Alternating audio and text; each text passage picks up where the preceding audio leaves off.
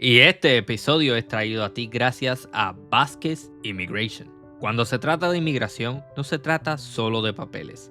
Se trata de historias, de familias que quieren permanecer unidas y de sueños que merecen ser protegidos. Con más de 10 años de experiencia, el licenciado Joel Vázquez Coñet y su equipo te ofrecen el mejor servicio para que puedas tener la tranquilidad que mereces.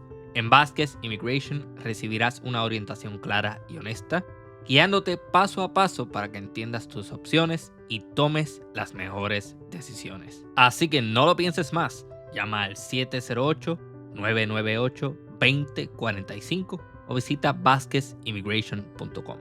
Más información en la descripción de este episodio. Muchísimas gracias a Vázquez Immigration, orgulloso patrocinador de Archipiélago Histórico. Logos Cinema is a premium streaming service featuring films, documentaries, series, lectures, and kids programming, all rooted in timeless Christian values.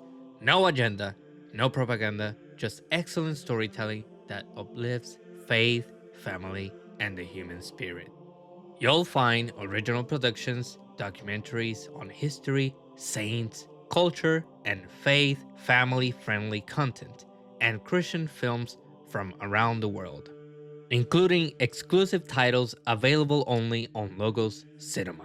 Logos Cinema brings it all into one place. At a time when mainstream entertainment drifts further from traditional values, Logos Cinema pushes back with beauty, meaning, and truth. And pricing starting as low as $5.99 a month. Visit logoscinema.com and sign up today. Join the movement to reclaim Christian storytelling. Subscribe now and support Orthodox creators.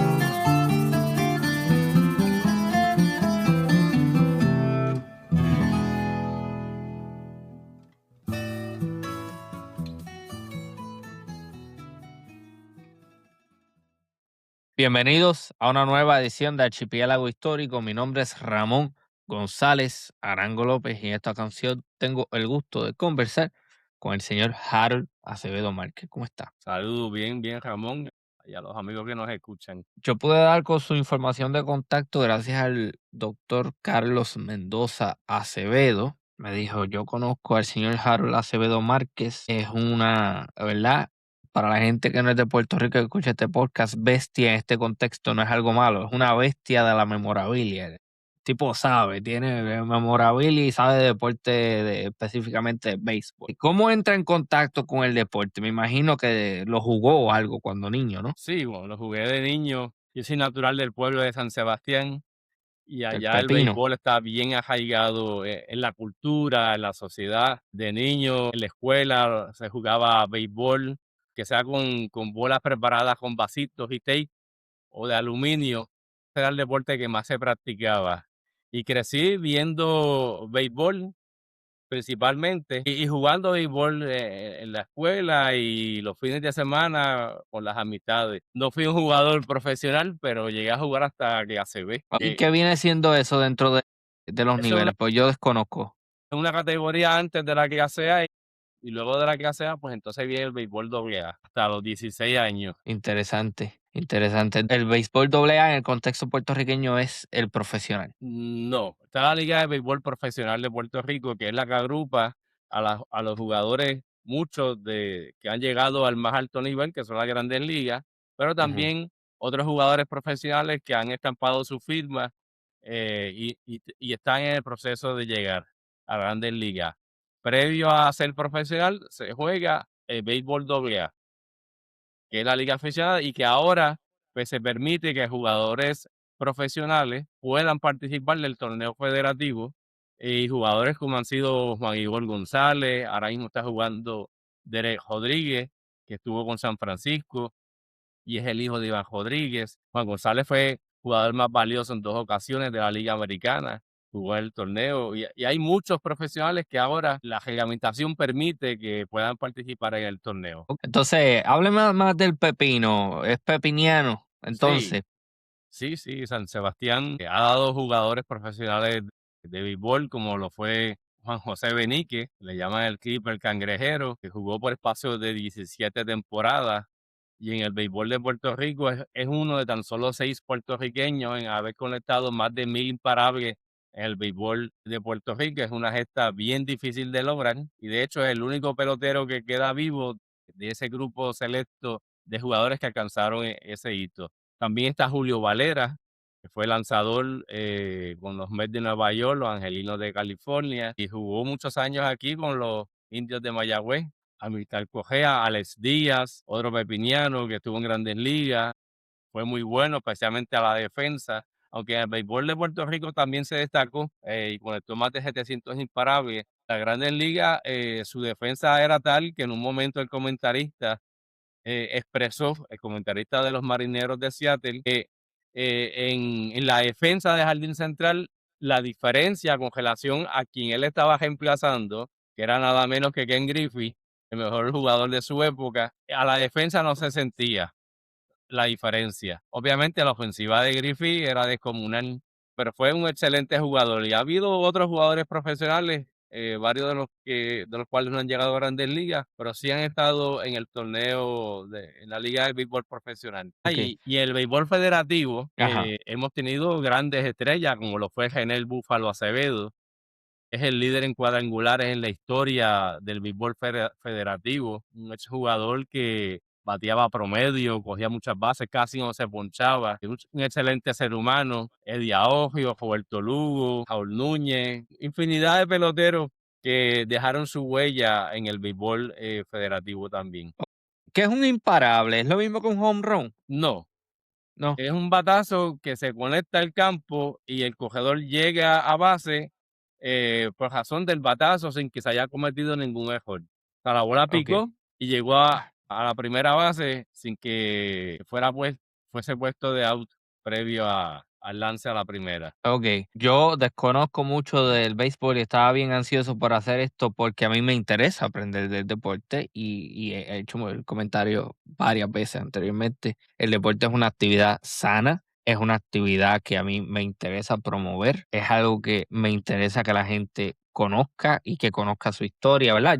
Yo me dedico a la historia en este espacio, pero esa intersección entre historia y deporte para mí es bellísimo porque como le estaba comentando antes de comenzar a grabar, es una distracción sana y nos ayuda a salir de la realidad y dejar de estar pensando en boberías, como por ejemplo los problemas personales que uno pueda tener y la política. ¿Y qué nos Ujú. puede decir sobre el rol del deporte a grandes rasgos y en su vida personal? Bueno, el deporte es parte de la cultura nuestra. Es importante para toda la sociedad, que no tan solo los jóvenes, sino también las personas adultas y de todas las edades muchas veces ponen sus ojos en las figuras que han dado lustre al país como los modelos a seguir. Cuando, por ejemplo, las compañías quieren anunciar un producto, muchas veces buscan atletas o artistas. Y los peloteros, en este caso, aplica también a cualquier otro atleta y deportista que han tenido éxito, son también modelos a seguir en muchas ocasiones. Ajá. Obviamente hay algunos casos que no se puede decir que son modelos, pero en términos generales, en su mayoría, los jóvenes y las personas los ven como figuras a seguir, ya sea para alcanzar una meta que se hayan propuesto, porque les gusta la forma como se desempeñan, cómo juegan. En términos culturales, nosotros estuvimos aquí y cuando Tito Trinidad y ganó el campeonato a Oscar de la Hoya, fue un recibimiento masivo de todo el país que se paralizó. Uno le pregunta a un boricua dónde se encontraba viendo esa pelea y la mayor parte de la gente se acuerda, porque fue un evento que marcó. De igual modo, cuando Sisto Escobar, que fue nuestro primer campeón, ganó el campeonato de boxeo, pues también se paralizó el país. Cuando Luis Rodríguez Olmo participó en la Serie Mundial del 49, dieron órdenes para que incluso los confinados de las cárceles pudiesen escuchar los partidos en la radioemisora. Son eventos que marcan para siempre. Y a mí, pues, siempre me ha gustado béisbol, Lo jugué, no, obviamente no al nivel profesional, pero sí lo jugué, es una forma también de tener una vida sana en términos generales, de tener amistades. Muchas veces se crecen y se envejece con esas amistades con las que uno compartió desde la infancia, incluso en la adultez. Dos personas que aman el deporte que se juntan y surge el tema de conversación rápido y la conversación fluye. Es algo que impacta en todos los órdenes de la sociedad, especialmente en la cultura. Otra cosa que quería mencionar, hago hincapié en el hecho de que es pepiniano, porque yo he conocido gente de Rincón y de San Sebastián, y ustedes tienen una forma particular de hablar la R, porque hubo una, a mi entender, una presencia importante de corsos que hablaban francés. Entonces, esa forma de ellos, la R, ustedes la hacen así. No lo Sí. digo de forma de burla ni nada por el estilo. Hay mucha gente que se burla de los lareños, por ejemplo. Para mí simplemente es interesante y está bonito ver cómo nuestra isla tan pequeña tiene una diversidad de acentos. Así que para la gente que haya escuchado eso, es bien interesante. En el área oeste de Puerto Rico la gente pronuncia la R de esa forma. ¿Nunca le han hecho un comentario sobre eso? Sí, me lo han comentado y de igual modo algunas palabras que nosotros utilizamos, como el válgame, que es Ah, bien sí, sí, característico sí. del oeste, pero especialmente entre San Sebastián e Isabela, las ollas, acá en el área metro le dicen cacerolas, las panas, infinidad de productos. Hay discusiones entre personas que en términos, en broma, discuten si esto es un pastelillo o es una empanadilla, porque no se ponen de acuerdo. Empanadilla, empanadilla. Para mí ¿Cómo le la gusta? empanadilla es la que tiene las trenzas. Exacto, la empanadilla es lo que se fríe, el Sí. pastelillo es el dulce de guayaba. No, el pastelillo se fríe también, pero no tiene las trenzas. No, no, no, yo soy del sur, yo me crié en Juanadía Sí, y nací en Ponce. Empanadilla, indiscutiblemente, de cómo sea la esquinita, ¿no? El bordecito. Empanadilla es lo que se fríe y el pastelillo solamente nosotros le llamamos al dulce de guayaba que es que tiene polvo blanco por encima de panadería. sí, nosotros le llamamos pastelillo también, pero la Sí, fritura que se hace y que se une la masa con un tenedor muchas veces, pues le ajá. llamamos pastelillo, a diferencia de la empanadilla, que es la que tiene trenza, y ambos se fríen. Ah, pues bien. Bueno, otra cosa, yo estuve en Mayagüez como 7 años, por eso es que conozco, y yo lo sigo diciendo, obligado lo he dicho antes, el área oeste es la mejor área de Puerto Rico, es la mejor región de Puerto Rico. La gente es bonita, la gente es más relajada, la gente es más llevadera, son más hospitalarios versus otras partes de Puerto Rico, particularmente el área metropolitana, que es un infierno. Yo no puedo ir a la área metropolitana, nada. La gente, desde pequeño, yo me crié en el campo, en Cuamo, y uno llega a área metropolitana y uno siente, yo no sé si a usted le pasa, pero uno siente que todo el mundo está tenso, molesto, hasta guían malo. No, no, no, no. Sí. Yo vivo en el área metropolitana, yo vivo en Trujillo Alto, pero la Wow. diferencia es abismal. A veces cuando vamos a casa de mi esposo, de mi suegra en Ponce, o vamos a San Sebastián, uno llega un poco acelerado y la gente va con más calma, más pausada. Y la diferencia es grande. Y digo, espérate, yo soy el que estoy mal. Estoy como si fuera en la selva de cemento, con Sí. tanta prisa, en vez de coger las cosas pues como son, como corresponde. Sí, sí, exactamente. Entonces, otra palabra que a mí siempre me llamó la atención, y corríjame si no estoy correcto, es una palabra que yo solamente asocio con la región oeste de Puerto Rico. Es una palabra, ¿cómo es? Coloquial, palgo. ¿Ha escuchado esa ¿Cómo es? palabra? Un palgo. No, no, o sea, no. Un palgo para mí, yo lo escuché en el área metropolitana cuando era estudiante en Mayagüez y un palgo es un hombre promiscuo. Es como que, ese es un palgo. Ujú. Esa palabra yo no la he escuchado en otra parte de Puerto Rico. Yo tampoco la he escuchado ni en el área metro ni en el oeste, la primera vez que la escucho. Interesante, interesante. Bueno, okey, mire, a modo de introducción, ¿cuáles son las reglas del béisbol? Tómese su tiempo, porque yo sé que esto es una pregunta un tanto compleja. Bueno, hay libros de reglas de béisbol, porque son muchas, pero lo más básico para entender el béisbol Ujú, es que 9 jugadores defienden el campo, hay un lanzador que se va a enfrentar a un bateador y el bateador tiene que buscar la forma y manera de llegar a la primera base. Son 4 bases, es un diamante, cubre las 4 bases. Si llega al home, como se le dice, pues entonces se anota en la cajera. Entonces, el lanzador tiene que tirar la bola de manera que el bateador le pueda dar, pero tampoco hacérsela muy fácil, porque si le da, pues va a llegar a la base conectando limpiamente y pueden anotarle cajera. Así que le tira de forma incómoda, de modo tal que él o falle o si conecta, que otro de sus compañeros la pueda atrapar. Entonces, en el campo son 9 jugadores, hay 3 que están en los jardines, hay un cuadro interior, lanzador y el receptor. Y eh, cada equipo juega por 9 entradas y cada entrada el equipo el defensor, la defensiva tiene que hacer 3 outs. Eso es lo más básico, porque hay muchas personas que si no les gusta el béisbol, no lo entienden. Mi esposa, por ejemplo, todavía a estas alturas que a veces me dice que no lo entiende. Entonces, Sí, tiene que tratar de llegar a la primera, primero que la bola, y sí, que la bola toque el piso. Si la bola toca el piso, pero la atrapa un jugador, la lanza primera y llega la bola antes que el cogedor, pues entonces es out.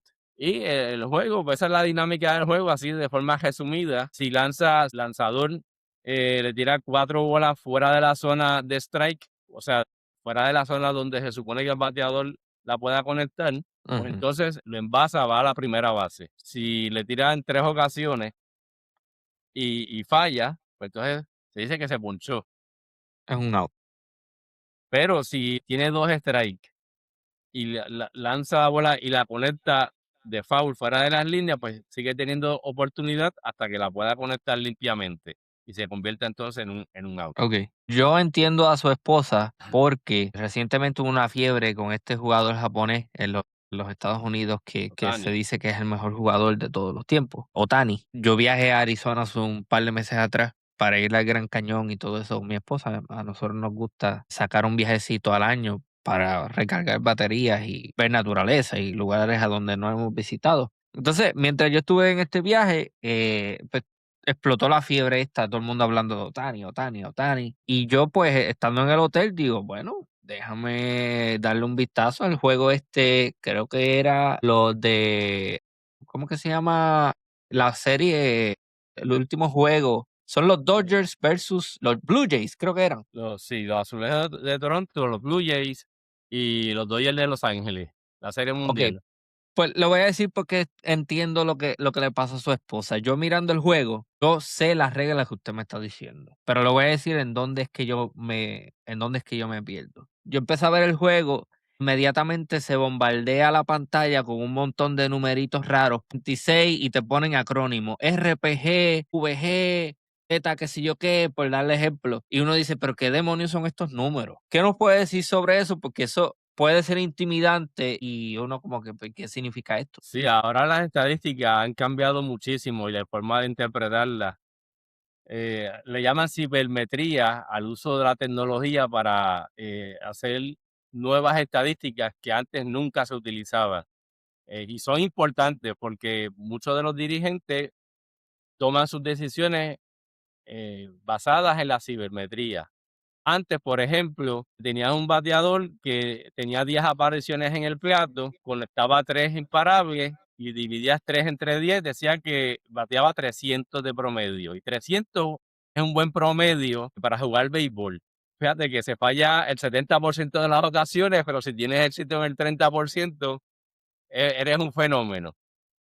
Entonces, digamos que tienes otro jugador que tiene esas mismas 10 apariciones, pero en esas 10 apariciones tomó 2 bases por bola. Llegó a base en 2 ocasiones, así que realmente tuvo 8 turnos oficiales, porque nosotros 2 llegó a primera porque el lanzador no pasó la bola por el plato. En esos 8 turnos conectó 2 imparables, 2 hits. Divides 2 entre 8, batió 250. Comparado con el que batió 300, una persona puede decir, pero mira, se batió mucho más el que batió 300. Pero ¿qué ocurre? Que el que batió 250 se envasó en 2 ocasiones por base por bola. Pudo haber sido también por pelotazo, por ejemplo, por otras razones. Entonces, la cibermetría te cuenta también esas ejecuciones que van más allá del promedio. Por ejemplo, se envasó 4 veces, así que el porcentaje de envasarse es de 400 versus el que batió 300, que se envasó en un porcentaje menor. Así que antes lo típico era comparar el promedio de bateo, la cantidad de cuadrangulares. Ahora no. Ahora se toma en cuenta también en muchas ocasiones las ocasiones en que el jugador conecta limpiamente, o ya sean imparables, doble, el batazo que sea,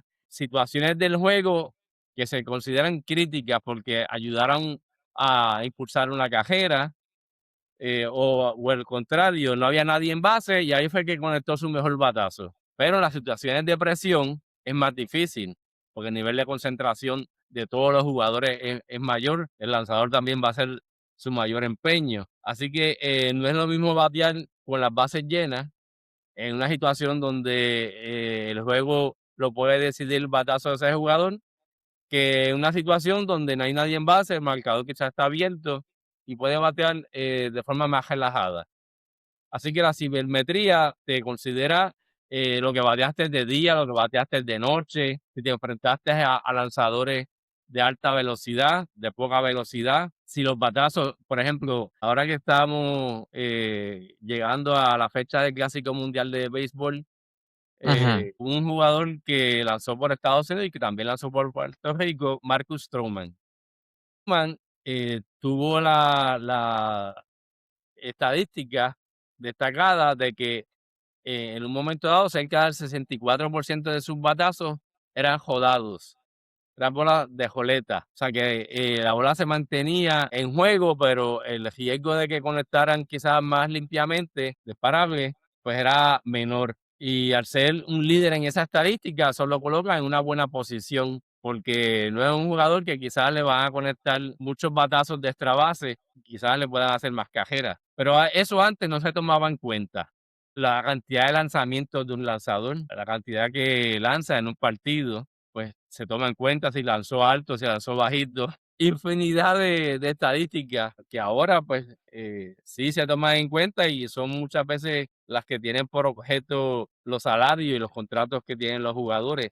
Ahora, a base de esa estadística, muchos jugadores han cambiado la forma como hacen el swing cuando batean. ujú, Por ejemplo, ahora hacen el swing de forma que la bola tenga más viaje, para que tengan más oportunidad de conectar cuadrangulares. ¿Por qué? Porque se le está dando mayor peso a eso. Se ha demostrado también de que la cantidad de carreras que se pueden anotar si el batazo va de aire, ya sea que sea el cuadrangular o otro tipo de batazo, pues es mayor. Y por eso, pues, se está usando cada vez más la cibermetría. Las otras oh, estadísticas son importantes, pero la cibermetría se destaca sí. más ahora. O sea que cuando usted ve un partido, usted está tomando todo esto en consideración y por eso es que usted está tan metido ahí, porque todas estas variables usted las está considerando en tiempo real. Para usted esto es Eh, literalmente la cúspide probablemente del entretenimiento deportivo. sí, pero tampoco me complico. Si quiero disfrutar el juego, Sí. me fijo principalmente en el promedio, en lo clásico. La cantidad de batazos y la cantidad de estadísticas que hay abruma a las personas. Y Sí, sí, pero sí estoy pendiente a las más relevantes. ¿cómo le digo? Mirar un juego de béisbol a primera, o sea, a primera instancia, uno, pues esto es relativamente sencillo, pero puede ser bastante analítico. Es un juego Sí, bien cerebral. pues cada lanzamiento es diferente y Ujú, sobre cada lanzamiento la dificultad de los bateadores, pues también es diferente, que si tira una recta, una curva, un cambio, un slider, un knockleball. Nosotros tenemos un lanzador, Fernando Cruz, que está con los Yankees de Nueva York. Tiene un lanzamiento, que de momento se me escapa ahora mismo el nombre, pero que es bien difícil de batearle. Entonces, ese lanzamiento le ha permitido a él poder llegar a la Grandes Ligas y mantenerse después de tener una carrera en el profesionalismo de muchos años, que quizás muchos pensaron que no iba a llegar. Perfeccionó ese lanzamiento y ha sido el que le ha permitido estar en la Grandes Ligas. Evalúan también a los bateadores. Hay bateadores que a la curva no le conectan, a los sliders no le conectan, o si le conectan el promedio es mucho más bajito. Entonces, en un partido a veces puedes ver a un jugador que se quita la hoja o mira sus manos para saber cuáles son las debilidades del bateador. O los Oh, defensores, por ejemplo, si es un bateador que conecta más para la derecha, pues entonces se mueven, que le llaman el shift, porque estadísticamente ellos saben que la mayor parte de los batazos van hacia esa área. interesante. Ok, o Todo, sea, todo. pero es lo que digo, o sea, es complejo no solamente para el fanático, sino también para el jugador. También. Porque el que va a batear, por ejemplo, va a decir, ok, estas son mis debilidades. Este tipo tiene un buen lanzamiento, vamos a decir, curvo. ¿Cómo yo ajusto para ese tipo de lanzamiento? ¿Cómo yo entreno para eso? Porque el entrenamiento también me imagino que debe ser bien complejo. O sea, no es lo mismo estar haciendo, qué sé yo, practicar 100 batazos contra una especie específica de lanzamiento, que de momento vayas al campo y resulta ser que que el lanzador es proficiente en otro lanzamiento para el cual tú no estás preparado. O sea, es bien complicado. Sí, es súper complicado. Por ejemplo, hablando de la tecnología, Ajá. Edgar Martínez en una ocasión comentó de que ellos tenían una máquina de bateo y la máquina permitía que la bola fuera al plato a una velocidad de más de 150 millas por hora. Entonces, hay muchos lanzadores en grandes ligas que ya lanzan más de 100 millas por hora, pero lo máximo 108. Pero Edgar Martínez practicaba el bateo en esa máquina de 150 millas por hora. ¿Qué Ujú, ocurre? Cuando se enfrentaba a un lanzador que la fuerza de ese lanzador estaba en la recta, de alta velocidad, pues él la veía lenta porque ya él había estado acostumbrado a ver lanzamientos mucho más rápidos. mm, De igual modo, pues están las cajas de bateo que tienen las máquinas que si es que se va a enfrentar a un lanzador que lanza mucha curva, muchos sliders, ellos practican con esos equipos que les lanzan ese tipo, valga la redundancia, de lanzamiento para estar, pues obviamente mejor preparado. Pero aún así es súper difícil. yo he visto el rectángulo este que ponen cuando se pasa el juego por televisión, el rectángulo que sale a dónde puede potencialmente ir la bola. Entonces, la variable a considerar es la dirección, si es curva, si es recta y la velocidad de la bola. O sea que eso hay que todo considerarlo. Sí, incluso hay analistas y hay jugadores que toman en cuenta incluso el viento, porque el viento puede cambiar un poco la rotación de la bola. Entonces, si se juega bajo techo, no es lo mismo que si se juega al aire libre, si se juega de día y se juega de noche, la rotación de la bola pues, puede variar, la humedad que haya ese día, que son infinidad de variables que toman en cuenta los lanzadores, pero para eso hay gente que se especializa en el análisis de esas estadísticas. Son las personas que le van a llevar esta información al bateador y al lanzador o al jugador defensivo eh, con el que vaya a intercambiar la información. Pero yo no sabía ese dato de que el lanzador tiene literalmente un papelito que le dice cuáles son las debilidades de los bateadores del equipo contrario. O sea, se lo tienen en la hoja. Muchas Ok. veces ellos se lo aprenden, pero en ocasiones cuando el jugador no está tan acostumbrado, si no es un jugador que esté regularmente en la alineación, muchas veces se lleva el papelito por si acaso y a veces se ven las tomas de que un jugador se quita la hoja para mirar hacia dónde batea este. O en muchas ocasiones los coaches, los asistentes de los dirigentes le dan las instrucciones al jugador. Se supone que... Y Ajá. ahí le pregunto, disculpe, ¿eso tiene también que ver con, me imagino que es el receptor, el catcher, que a veces uno los ve como que haciendo señas? Eso es que también el catcher sabe y le está de alguna forma diciendo al lanzador, así es como tú la debes lanzar. ¿Eso es Bueno, lo que significa eso? el receptor es el que administra al lanzador. Las señales es para que el lanzador tire X lanzamiento, una recta, una curva, un slider, un splitter, porque la forma como la va a recibir va a ser diferente. Ahora, el año pasado hubo un lanzador, Ansel Valdés, que el receptor le pidió un lanzamiento, él le tiró una recta. O sea, cuando le tiró la recta, la bola le dio porque no era el lanzamiento que él estaba esperando. O sea, lo acusaron Ah. de haberlo golpeado incluso. O sea, la comunicación entre el receptor y el lanzador es a base de señas. Si hay un corredor en base, le puede pedir que le lance, digamos, afuera para él estar en una mejor posición de tirar a la segunda o a la tercera base. Ok. Entonces, ¿cómo se llama el acto específico, por ejemplo, de que está el lanzador y en vez de hacer el pitch, en vez de hacer el lanzamiento al bateador, lo que hace es que se voltea, por ejemplo, y le tira a alguno que esté en base con la esperanza de que uno de los que está en base coja y pueda ponchar? ¿Eso cómo se llama? Trata de atrapar al cogedor. El cogedor va a querer adelantar una base y el lanzador tiene que estar pendiente al cogedor de que lo haga. Ahora las reglas han cambiado. El lanzador tiene dos oportunidades de tirar a la primera base mientras enfrenta a un bateador.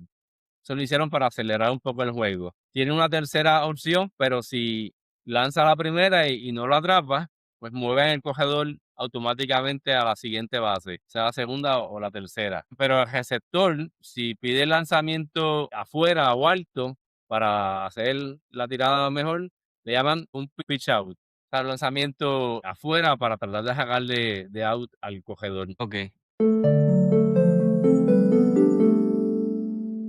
¿Te está gustando este podcast? Si es así, suscríbete para no perderte ningún episodio nuevo. Sigue a Archipiélago Histórico en las redes sociales y visita archipiélagohistórico.com para más contenido exclusivo. No olvides dejar un buen review si te gusta el podcast y compartirlo con amigos y familiares. Gracias por tu apoyo y por ser parte de esta comunidad. De vuelta al episodio. Entiendo. Hubo un jugador, un boricua, Javi López, que Sí. en una serie de playoffs le pidió al lanzador que le tirara alto y adentro, y se ve la señal que le hace seña con los dedos adentro. Y era porque el cogedor de la primera base se estaba despegando mucho y efectivamente le tiró así, tiró la primera base y sacó al cogedor.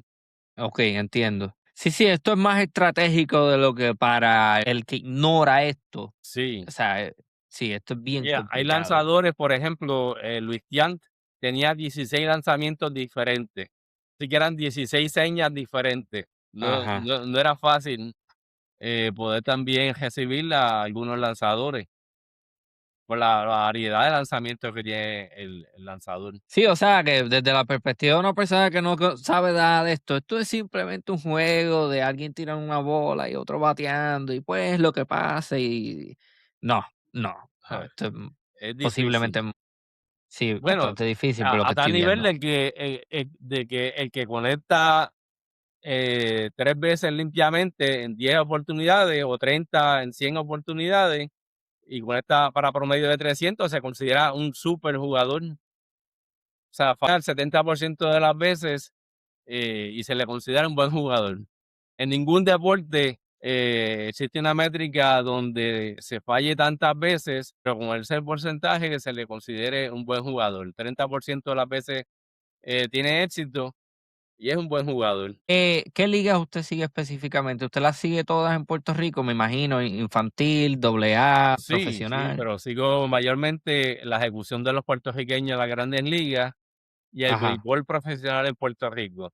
Sigo la AA, no tanto, porque son muchos equipos. sí, Y yo, pues, soy fanático de San Sebastián, pero como estoy más limitado de poder ver los juegos, pues, no la sigo tanto, pero sigo más el béisbol de Puerto Rico, la liga invernal la liga invernal. y las Grandes Ligas también. Entonces, ¿San Sebastián tiene franquicia en doble A y en No, profesional o es profesional solamente en no. una? Profesional son 6 equipos: Sí, Santurce, San Juan, Cagua, Carolina, Mayagüez y Ponce. no hay nada en el este por lo que veo. No, No, no, los del este Fajardo, van a Ceiba, nada de Carolina. eso. Ya, entiendo. Sí, Entonces, el doble A tiene tiene más 44 equipos. 44. Wow, wow. O y, sea pues, que como es de mayor duración también. Como sí, como son personas jugadores que también trabajan, no son profesionales, pues, que se juega mayormente los fines de semana, a no ser Sí. que se suspenda un partido, pues, entonces juegan días de semana, por razón de Eh, que, pues, tienen muchos compromisos de trabajo o familiares. Entonces, el profesional solamente se juega en temporada invernal, es lo que estoy entendiendo. En Puerto Rico sí, Okey. Esos son los meses de, vamos a decir, noviembre a febrero, de noviembre a enero, en el caso a enero. nuestro. En República Dominicana, Venezuela, Cuba, México juegan desde octubre hasta el mes de enero.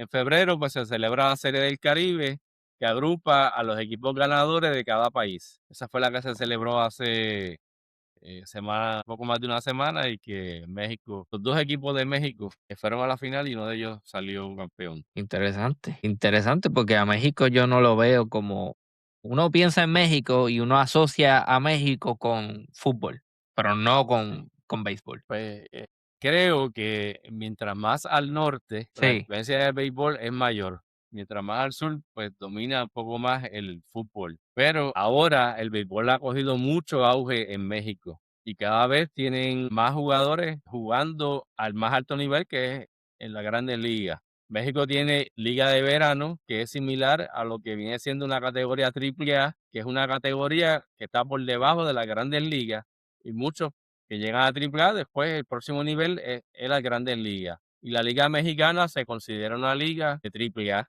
Y muchos puertorriqueños ahora mismo están jugando en México, en la liga, le llaman de verano, pero realmente cubre desde marzo hasta septiembre. Históricamente ha sido así. De hecho, en el libro pues, que escribí sobre Luis Rodríguez Olmo, comento y comparto lo que en una ocasión trató de hacer la familia Pasquel y ujú, el país de México, de crear una liga paralela que compitiera con las grandes ligas de Estados Unidos. Así que la familia Pasquel es una familia bien adinerada, y le ofrecieron contratos jugosos, grandes contratos a jugadores como Bob Feller, Stan Musial, infinidad de jugadores que eran superestelares, a Pete Williams, para que se fueran a jugar a México. Y entre los peloteros que aceptaron ese reto estuvo Luis Rodríguez Olmo, el boricua. okey. Enseñe el libro, por favor, que ya lo mencionó, es importante para que la gente lo pueda adquirir. Ahí está. Acérquelo un poquito más, por favor. Ahí dice Luis Rodríguez Olmo, el pelotero de América. Ahí lo tienen. Okey. ¿Dónde se consigue ese libro? En varias librerías aquí en Puerto Rico, lo tuve en Amazon y se me agotaron, pero como ya me quedan pocas copias, pues las tengo directamente en mi hogar. Me pueden escribir a harold44@yahoo.com. Y ahí entonces Sí. pueden coordinar para adquirir la de usted. Olmo fue el primer jugador en participar en una serie, el primer jugador puertorriqueño en participar en una serie mundial, y primer latinoamericano en conectar un cuadrangular en un partido de serie mundial. Pero previo a eso, pues te estaba comentando de que en la época que jugó Irán Bison, Luis Rodríguez Olmo y muchos otros latinos, y Ujú. especialmente jugadores de la raza negra, y que no pudieron jugar en la Grandes Ligas por la veda racial, los jugadores tenían que jugar el resto de su vida con el equipo que adquiriera el contrato de sus servicios. Así, pues Luis Rodríguez Olmo fue firmado por los Dodgers de Los Ángeles, jugó en Liga Menor, ganó la Triple Corona en 1942, significa que fue el líder en cuadrangular, en carreras remolcadas y promedio de bateo. Y a pesar de que ganó la Triple Corona, el premio de jugador más valioso se lo dieron al dirigente, que era lanzador, pero tuvo un récord que no fue significativo. Ganó pocos juegos más de los que perdió. Y fue jugador de tercera base, pero tampoco tuvo una actuación prominente. Pero por razones de etnia, como yo, pues, el premio se lo dieron al dirigente en lugar de dárselo a Luis Rodríguez Olmo. El asunto es que en el Okey, 43 él debutó pues en las Grandes Ligas sí. y tuvo una buena actuación. En el 45, 1945, él quedó tercero en carreras remolcadas en la Liga Nacional con 110, terminó entre los primeros líderes de bateo, y en base robada también terminó entre los primeros 10 y tuvo también otras actuaciones sobresalientes. Entonces, para la siguiente temporada le pidió un aumento de salario al gerente general, Branch Rickey, y como los jugadores eran reservas de los equipos, el equipo lo ofrecía, y si no lo aceptaba, no podía jugar con más ningún otro equipo. Entonces, Olmo me contó de que el gerente general le ofreció $500 de aumento, que fue lo que le dio a todos los demás jugadores de bono, excepto a él, de bono Wow. por la temporada anterior. O sea, disculpe, usted escribe este libro, pero en gran medida es como una especie de usted es un biógrafo porque tuvo Sí. contacto con él Sí, personalmente. sí, sí. Wow, Yo qué lo privilegio. conocí. Y eso fue lo que realmente también me motivó a escribir sobre él, porque tuve el honor de tener su amistad y él pues me contó muchos de estos detalles. Entonces, Olmo le estaba pidiendo un aumento y lo consideró realmente una ofensa, porque ofrecerle lo que le dio a los demás jugadores, excepto a él, como un aumento de salario, y en México le ofrecían mucho más, le ofrecían $40,000 por 3 temporadas, que eso era razón de más de $13,000 anuales Ok. neto de impuestos. Entonces, ¿por qué jugar para un equipo que lo que le ofrece es un aumento de $500 cuando hay otro equipo que reclama su servicio ganando el doble? Pues él quería permanecer en la Grandes Ligas porque ese es el más alto nivel y eso es lo que aspira a todo jugador. Pero la situación, la pobreza de la época, pues lo llevó a tomar la decisión de ir a México a jugar y de esa forma decidieron otros 17 jugadores que también decidieron irse a México a jugar. Por esa razón estuvieron suspendidos por espacio de 5 años. El béisbol los vetó de participar en la Grandes Ligas por lo menos por espacio de 5 años. Entonces Olmo decía, pero ¿por qué me suspenden si yo no tenía ni tan siquiera un contrato firmado? ¿Cómo me van a suspender? Así que la mayor parte de los jugadores radicaron pleitos legales en las cortes de Estados Unidos y ya los alguaciles estaban tocando a las puertas de los equipos para que le explicaran por qué razón un jugador que no tenía contrato firmado no podía jugar en la Grandes Ligas y estaba siendo suspendido. Eso le llaman la cláusula de reserva, que años más tarde se eliminó y ahora los jugadores pueden firmar después de 7 años, pueden jugar libremente con cualquier otro equipo, Ujú. que es lo que le permite ganar el dinero que ganan ahora. Pero en aquella época, pues no era así. Y Olmo, pues fue suspendido por ese tiempo. Eso le permitió entonces jugar en Cuba, jugar en Venezuela, jugar en Santo Domingo, en otros países donde también había ligas profesionales, pero obviamente no al nivel de grandes ligas que pudieran pagar esas sumas. Mientras jugaba en Venezuela, que estaba por segunda temporada consecutiva, estaba liderando la liga en promedio de bateo, cuadrangulares y carreras remolcadas, levantan el castigo a los jugadores que fueron vetados para que pudiesen regresar a las grandes ligas. Y ahí es que Olmo, pues entonces regresa, participa de la Serie Mundial, no inició la serie, fue relegado al banco. El dirigente había hecho expresiones para que si tenía que usar un reemplazo durante el partido, iba a considerar a Doc Edwards, que era un receptor suplente, que no era un buen bateador, que lo iba a considerar para jugar en los jardines, teniendo a Luis Rodríguez Olmo, que ya había conectado sobre 300 de promedio y había tenido una buena actuación. El asunto fue que se lesionó el jardinero izquierdo y eso pues da paso a que Luis Rodríguez Olmo entonces entre a juego para reemplazarlo y de esa forma el 6 de octubre del 49 se convirtió en el primer puertorriqueño en conectar un imparable en un partido de Serie Mundial. Y al día siguiente entonces conectó un cuadrangular que lo convirtió en el primer latinoamericano en, en conectar un cuadrangular en un partido de Serie Mundial. Pero esa época era totalmente distinta a lo que tenemos hoy. Me cuenta Olmo que las condiciones de lo que sería su trabajo, el trabajo de ellos era jugar béisbol, tenían pocos bates. Él mismo había comprado un bate negro en una farmacia con su propio dinero y el dirigente le rompió el bate. Estaba conectando sobre 400 al mes de mayo y Leo Durocher, que era el dirigente que estaba en el Salón de la Fama, le dijo: "Este bate es muy pesado", y lo rompió delante de él. Un bate que él compró con su propio dinero. Los cascos no eran como ahora, no tenían la misma protección. Condiciones de juego bien diferentes. A raíz de ellos haber aceptado irse a jugar a México, en la siguiente temporada, pues entonces flexibilizaron muchas normas en los equipos y mejoraron también las condiciones de juego. También eso dio paso a que un año más tarde se rompiera la barrera racial de color con la entrada de Jackie Robinson, pero está documentado de que el hecho de que Olmo y estos otros jugadores, había americanos, venezolanos, mexicanos, de varias nacionalidades, cubanos, que decidieron irse a jugar a México, eso retó el sistema establecido en las grandes ligas, que se vieron amenazados y eso ayudó a acelerar la integración racial, porque a México iban también los mejores peloteros de la raza negra a jugar. Así que hay libros que han documentado cómo eso impactó esa decisión de que estos jugadores se fueran a México, cómo eso impactó la decisión de los dirigentes para que se integraran los jugadores de la raza negra al béisbol. Asumo que Olmos está en el Salón de la Fama hoy día, ¿no? Bueno, en el de Puerto Rico, en el de Grandes Ligas, no, porque Wow, tuvo una participación limitada, hay que jugar por lo menos 10 temporadas.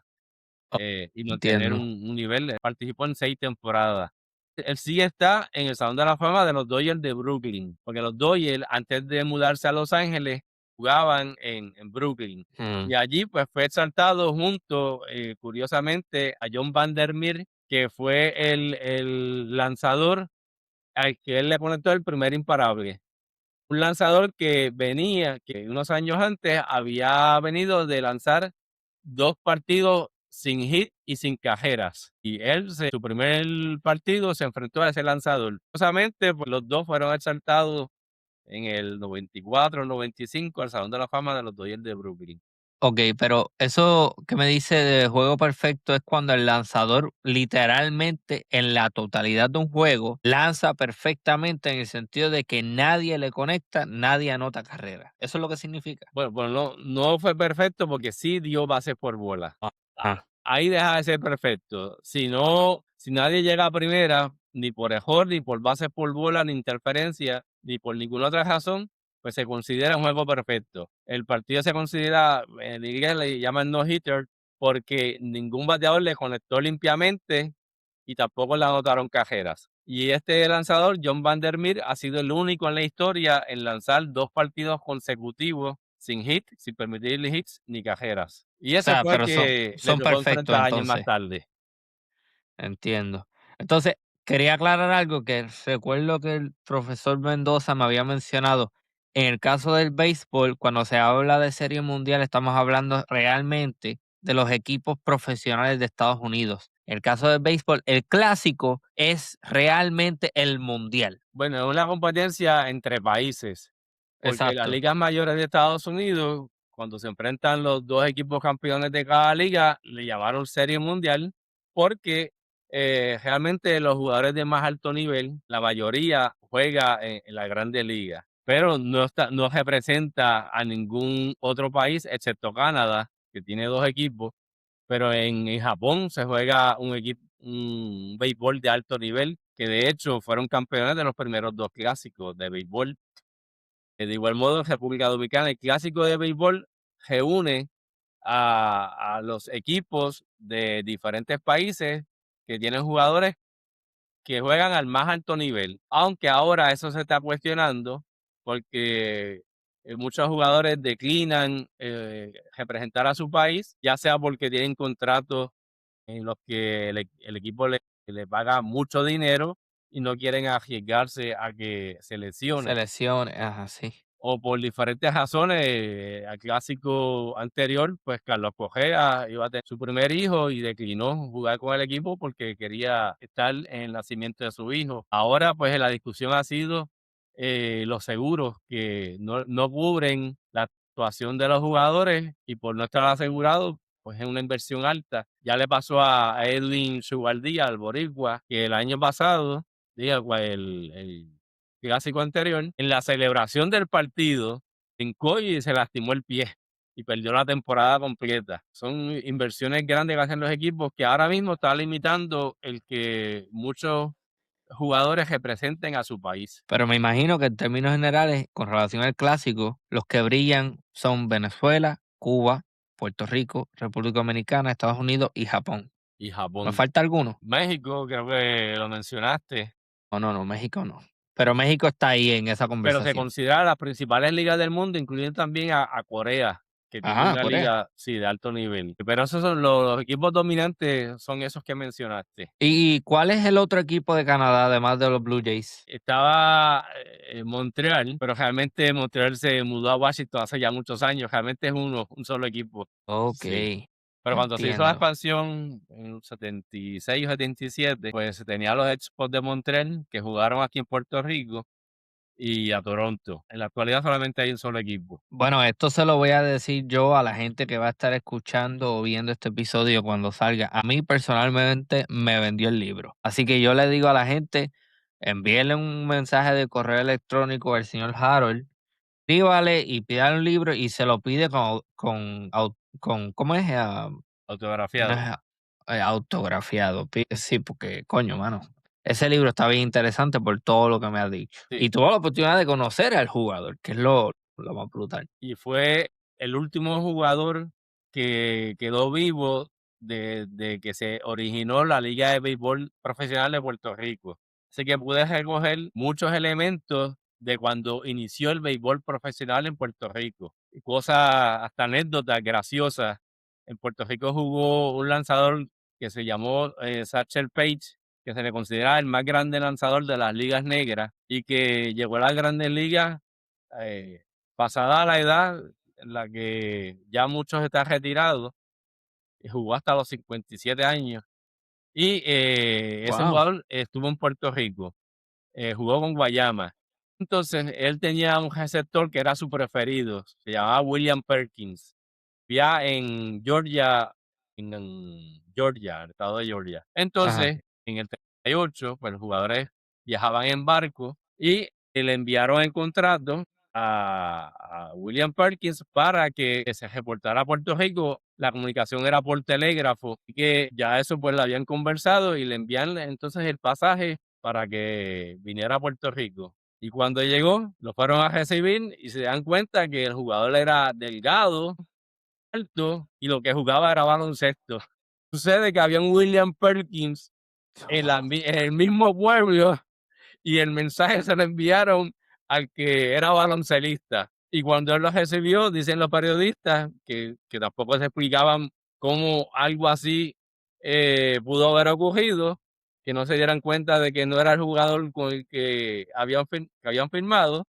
Pues entonces, el jugador le expresó de que, bueno, a mí me llegó el contrato, lo consideré una buena idea y acepté, y por eso estoy aquí. Y tuvo que regresar para que entonces viniera el William Perkins realmente contratado. Y cosas Ajá, ajá. así, anécdotas que ocurrieron desde los orígenes del béisbol en Puerto Rico. Se jugaba diferente, antes se jugaba a 2 vueltas. Los equipos se llamaban diferentes. El equipo de Caguas, por ejemplo, era Caguas Turabo, donde jugó Luis Rodríguez Olmo. Ponce era Ponce Cofresí, no eran Leones de Ponce. Cosas que le ocurrieron al mismo Luis Rodríguez Olmo cuando él fue a su primera práctica con un equipo profesional. Fue con el equipo de San Juan Lucky Strike y el dueño del equipo era el doctor Tojuellas. Entonces lo envió para que entrenara y practicara para ver cómo se desempeñaba y ver si lo firmaban. Entonces, después que practicó, el dueño del equipo le dijo que se marchara porque él parece que no sabía ni ponerse el uniforme Mm. y no lo contrató. Y Le, después le- pues, fue una estrella en el país. le voy a preguntar algo sobre un jugador específico, creo que era venezolano. Yo creo que hace un año, 2 años atrás escuché algo sobre ese jugador porque el tipo era particular en su lanzamiento. Le llamaban Tortuga. ¿Sabe de quién estoy hablando? Bueno, hay un jugador que todavía juega, no es Castillo, tiene un Que es nombre parecido, venezolano, si no me Bustillo, equivoco. un nombre parecido. Le llaman Tortuga, jugó Grandes Ligas con Minnesota y es buen jugador. Da la casualidad que el béisbol, William eh, Astudillo, disculpe. Astudillo, ese Astudillo. mismo. El tipo lanza bien lento y me imagino que su eficacia responde a lo que estábamos hablando anteriormente, que es que están acostumbrados a los lanzamientos de 100 millas y de momento viene este tipo, te tira la bola lento y no le da. No, pues, el que te mencioné juega a segunda base. En Ok. términos de lanzadores venezolanos, no recuerdo ninguno que lance de determinada manera. Sé que Félix Hernández tenía una combinación de lanzamientos difíciles, algunos también de bola lenta, pero ha habido lanzadores que le llaman lanzadores de la bola de nudillo, que la lanzan, la bola va lenta, pero se va moviendo todo el tiempo. Hasta el mismo receptor se le hace difícil atrapar la bola, batearla, pues es mucho más difícil. Y un lanzador es un lanzamiento de bola lenta, pero que la bola va flotando y es bien difícil de conectar Boston tuvo un lanzador que se llamó Wakefield, apellido Wakefield, que ganó sobre 200 partidos con ese lanzamiento que parecía una bola suave. Claro, cuando tiraba una recta, aunque no fuera la más potente, si el jugador no estaba preparado más bien para la bola de nudillo, pues entonces la veía a 100, porque los lanzamientos anteriores iba flotando. Yo creo que yo llegué a ver un documental que se llama Fastball. ¿Usted lo ha visto? No. Ok, es un documental que discute las cuestiones estas de los lanzadores y creo que hay uno que hasta donde recuerdo de ese documental era el más rápido, era un cubano que tenía un apellido norteamericano. Harold Chapman. Chapman, ese mismo. Sí, Que el tipo tiraba y se estiraba bien brutal y llegaba a ciento y pico. sí. Entonces es alto y las facciones son largas, el brazo es largo, así que no es desde la loma que sale la bola, es con la extensión del cuerpo. Cuando esa bola llega al plato es bien difícil de conectar a 106, 107 millas por hora. Un buen lanzador. La velocidad no define el tipo de lanzador, porque hay muchos lanzadores que tiran durísimo sobre 100 millas, pero si no tiene la variedad de lanzamiento y si no sabe colocar la bola, entonces puede que, aún siendo el lanzador fuerte, puede que le conecten bien, aunque tire durísimo. Pero Exacto. la velocidad ayuda. Randy Johnson fue otro jugador que medía unos 6'7" y tiraba durísimo. Cuando salía la bola de su mano, son fracciones, son segundos que tiene el jugador para conectar. Sí, sí, sí, el enfoque, la concentración que tú tienes que tener para mirar esa bola llegar, es bien difícil, me imagino también. Si viene así de rápido, son fracciones de segundos, lo que realmente tiene el bateador para poder identificar en dónde tiene que pegar. A veces lanzando la bola suave y se hace difícil conectar, imagínate una bola a 100 millas por hora. Sí, Por eso es y para el receptor que practican también, tanto. bien difícil. Y usted estaba hablando sobre la cibermetría, una de mis películas favoritas de todos los tiempos es Moneyball. ¿La ha visto? La he visto, pero no la he visto completa. Oh, de verdad. Algo ha surgido que me he perdido parte. Ok, esa película yo la he visto como 6 veces y discute los comienzos de la cibermetría en el béisbol. Es la adopción de Billy Beane, dirigente de los Oakland, ¿cómo que se llamaban? Ace, Los Atlético, Athletics. Ace Los Oakland. Athletics. Él incorpora eso a través de un estudiante que trae. Ahí la película explica todo esto, es una chulería. Entonces, eso revoluciona el juego porque ya entonces empezamos a estudiar el juego de una forma, desde una perspectiva de estadísticas, economía y matemáticas. Y eso es simplemente lo que quería añadir porque eso explica, ese es el origen de lo que usted está hablando, de la cibermetría. Esta película lo explica muy bien. Y hay un libro, de hecho, sobre eso. No podemos hacer un episodio de béisbol. Primero que nada, me gustaría hablar de la historia, qué nos puede decir del comienzo del juego, dónde nace, y eventualmente tenemos que hablar de Clemente, porque Clemente es la figura por excelencia del béisbol puertorriqueño que todo el mundo conoce. Sí, el béisbol se originó en Estados Unidos, cerca de Cooperstown, el estadio Doubleday. Ha habido algunas discusiones donde algunos historiadores no se han puesto de acuerdo, pero en términos generales se comenta de que cerca de 1800, creo que es 1864, que se comenzó a jugar el béisbol organizado con las reglas, porque antes de eso posiblemente se jugaba, pero las reglas pues variaban. Y se llevan estadísticas desde esa época. Ya más formalmente fue a partir del siglo XX, de principios del siglo XX, que se comenzó a jugar de forma más organizada el béisbol y con equipos de más nivel. Baby Hood, yo diría que fue la principal figura que elevó el béisbol a lo que conocemos incluso hasta hoy, porque Baby Ruth comenzó a jugar con Boston. Ocurre que era un fenómeno, era el Otani de aquella época, porque él era lanzador de alto nivel y era bateador de alto nivel. Entonces, había un concierto que se iba a llevar a cabo en Boston y necesitaban dinero para financiar ese concierto. Y el gerente, el dueño del equipo, decide vender los derechos del jugador al equipo de los Yankees por $100,000. Y esa transacción pues se dio. Y a partir de ese momento, Boston no volvió a a ganar ningún partido de Serie Mundial, estaba hace unos 10 o 12 años, y le llamaban entonces la maldición del bambino. Ya, Baby Hood, eh, la gente lo conoce por ser un excelente, haber sido un excelente bateador, pero también fue un excelente lanzador.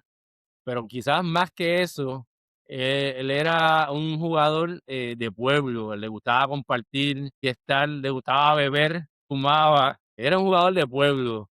Y como estábamos conversando al principio, los deportes están bien unidos integrados a la cultura. Así que el que la gente tuviese un jugador que fuera, digamos, en sus propias palabras como ellos, que le gustaba también socializar y hacer las cosas que hace la mayoría de la gente, pues hizo que muchas personas se identificaran también mucho más con el béisbol. Y en sus orígenes no eran tantos equipos, era una sola liga, era la liga americana y habían 6 equipos. Y luego cuando se creó la Liga Nacional eran 6 equipos más. Así que para poder llegar a las grandes ligas, pues era más difícil porque eran menos equipos. Los salarios que se pagaban, pues jamás comparan con lo que se gana ahora. Había jugadores que se retiraban para irse a trabajar porque lo que preferían ganar más haciendo otras cosas que lo que se ganaban jugando béisbol.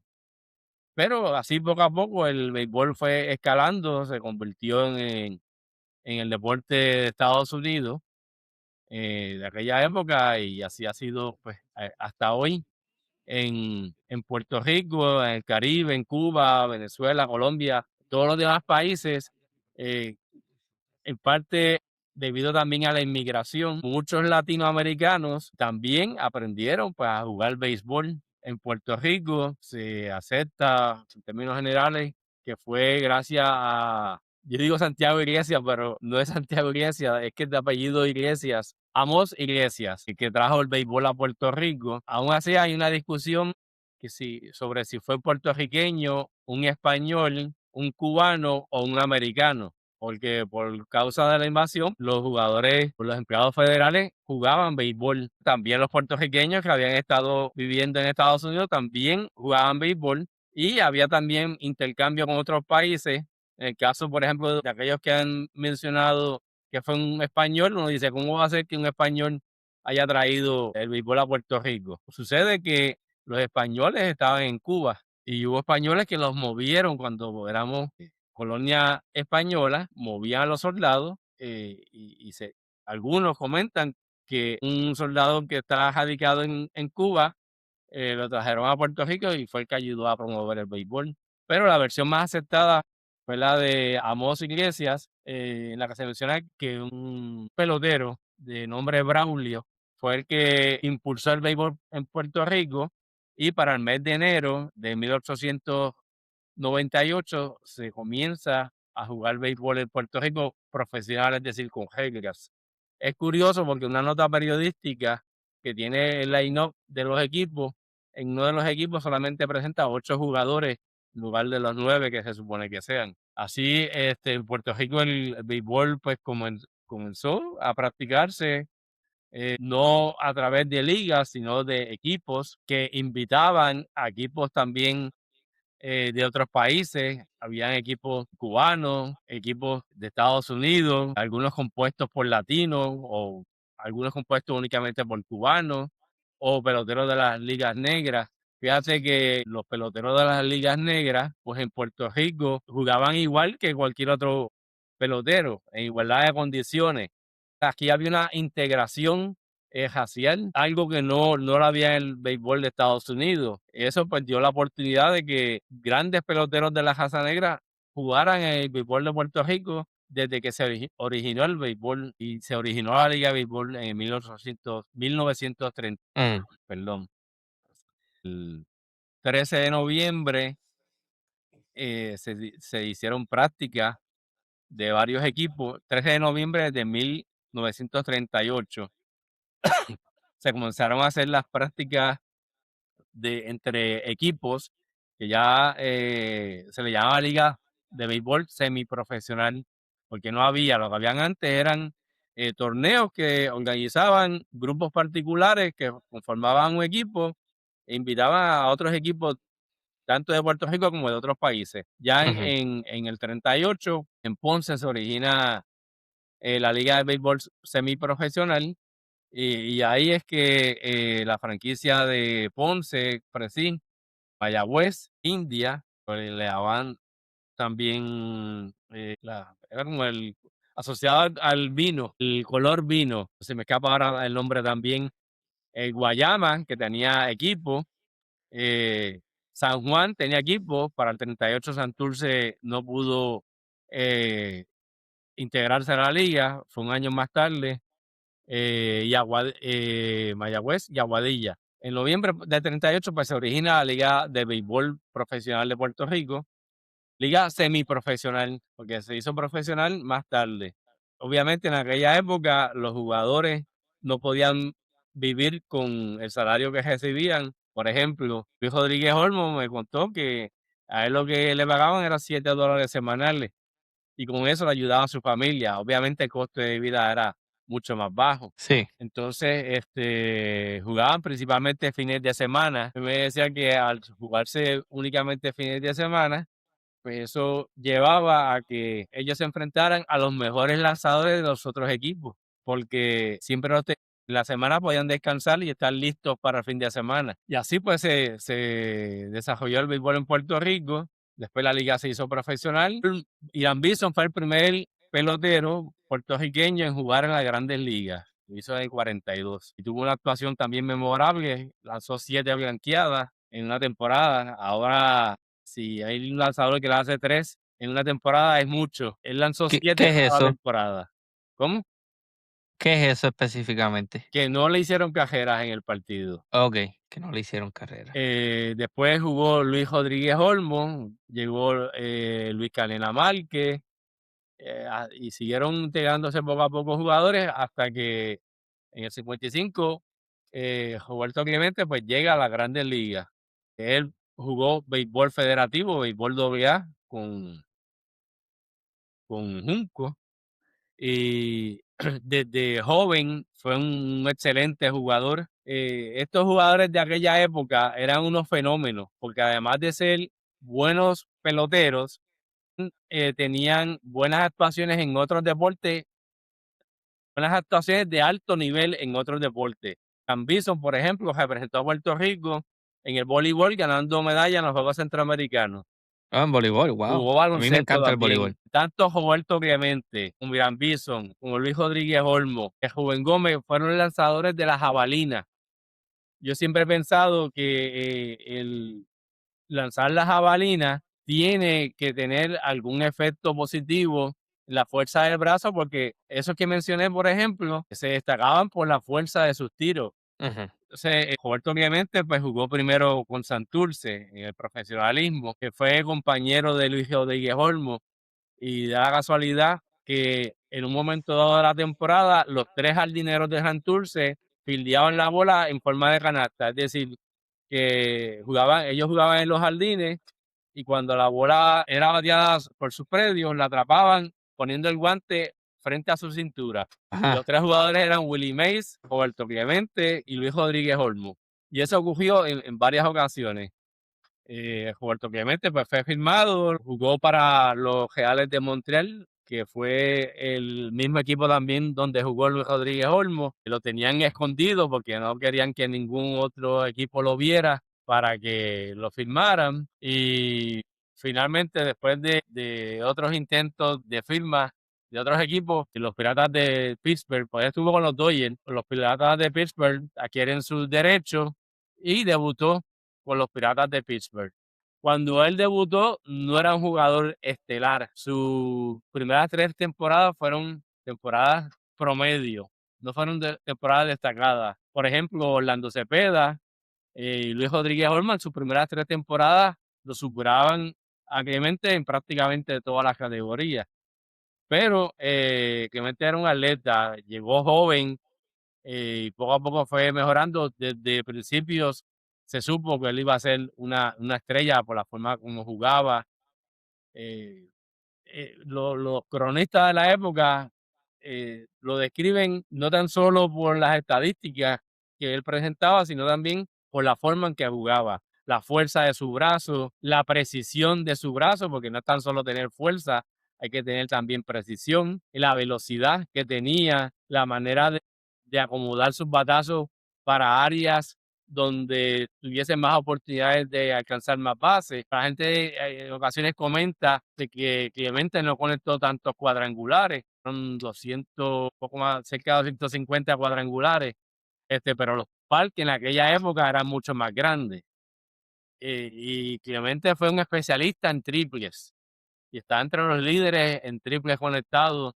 Entre los latinos, si no es el primero, está entre los primeros. Tenía el dato, pero ahora de momento no lo recuerdo. Triple es que va primera, segunda y tercera y se queda en Sí, tercera con un solo batazo, pero con un solo. tienes que tener la habilidad de poder conectar la bola en el medio, lo que le llaman entre medio de los jardines, Ujú, para que los jardineros la tengan que coger y le dé tiempo a él de coger las 3 bases para hacer el triple. ujú, Olmo ujú. también fue un especialista en triple.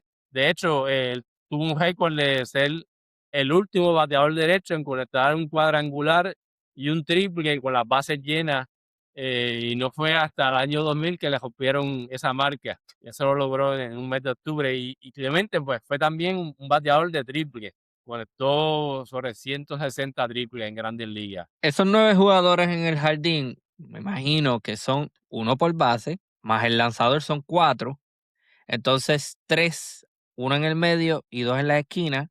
4 más 3 son 7. Y entonces uno en el medio y otro en el otro medio. ¿Cómo? Esa es la posición más o Son menos. los que están en las 3 bases, y entre la tercera y la segunda hay otro jugador que le llaman el campo corto, el shortstop, porque el jugador Oh, no se ancla en la base para esperar el batazo, él juega despegado de la base.